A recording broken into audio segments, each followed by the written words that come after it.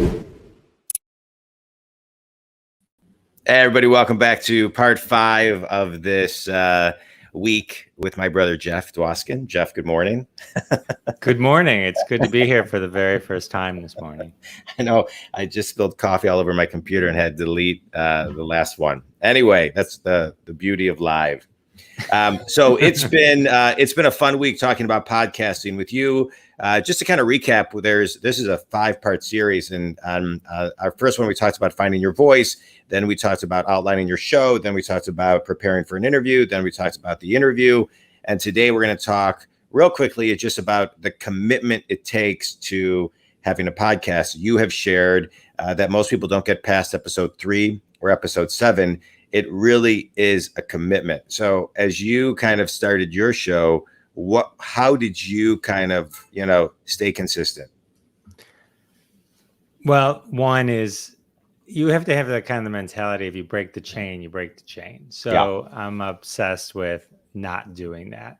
Yeah. So for example, even if you're running and going strong and you have to take a week off, something happens, power goes out, or somebody's in the hospital or something, you can always just rerun an old episode. Like, it's even better just to rerun something old.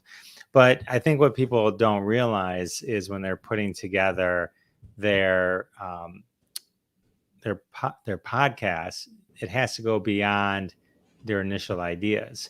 It's sort of like Lost or Desperate Housewives. It was a great first season, but then they just blew up after that. They didn't really know where they were going. Yeah, Lost was a hot mess, right? Yeah, Lost was really great the first season.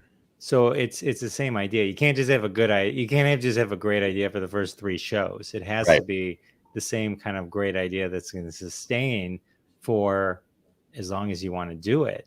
Yeah. And the reason people stop, one is because they run out of ideas, because maybe there wasn't enough fuel in the tank to get what they wanted done. But also they don't realize how much commitment and work it takes.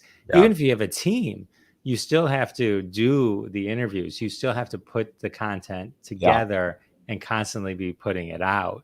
Yeah. And it's, you suddenly realize, like I suddenly realized, I put one out on Monday, and all of a sudden it's like, oh my God, it's time to do another one. It's and somehow the week went by already, Yeah. What I find is predictability and consistency works for me. And so I fit it into my schedule where it just kind of goes with the flow. So I know that at 7:55, I'm doing Coffee with John, and at noon, I'm doing my Think Business. And so I think whether you're doing it live, whether you're doing it recorded, it doesn't matter. Pick kind of a time, certain days of the week that work, where you're in your best space, where it's maybe not, it's not interrupting with your business, but it's enhancing it. And then just like pick it and go with it. Because I think if you can structure it in your day when it's always the same, then you're going to increase your ability to be consistent. That's been my secret. I don't know if it's a secret, but it's just easy. Right. Yeah. And one thing that I do that I know you do as well is I have so many interviews already taped. So it's like, I'm not like stressing about the next podcast. I still do interviews, and sometimes I don't put them out in the order that I do them. As a matter of fact, I don't.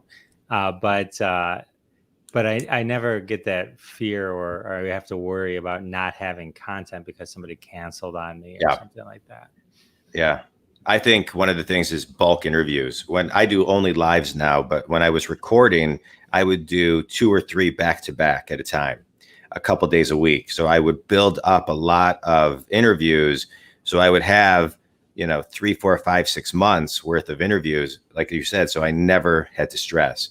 And I think also the mindset of doing it. I mean, I think the mindset, if you look at it as like I do an interview style, I learn from every one of my clients. It's like a mini master's class. It's great. And so you gotta love it.